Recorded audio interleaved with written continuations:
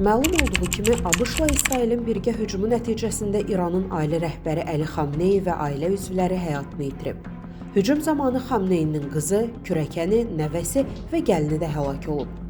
Qlobal İnfo Aspolitikaya istinadən bildirir ki, diqqət çəkən məqamlardan biri İran İslam İnqilabı Keşikçiləri Korpusunun Qüds qüvvələrinin komandanı General İsmail Qani ilə bağlıdır. Məlumata görə, Qani Xamneyiyə hücumdan qısa müddət əvvəl toplantının keçirildiyi ərazini tərk edib. Məhz bu addımı nəticəsində sağ qalıb.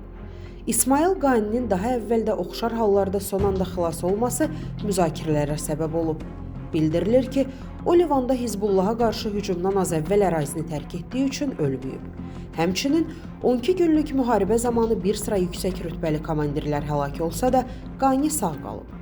Məhz bu iddialardan sonra sosial şəbəkələrdə Qaninin güya Xamneyinin yerini İsrail və ABŞ-a satdığı barədə xəbər yayılıb. Lakin bu məlumatlar təsdiqlənməyib. Qeyd edək ki, İsmail Qani hücumlardan sağ çıxdığı üçün kölgə general kimi tanınır.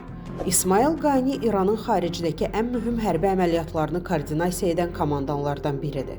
Əziz izləyicilər, xəbərlərdən məlumat əldə etmək üçün kanalımıza abunə ola bilərsiniz.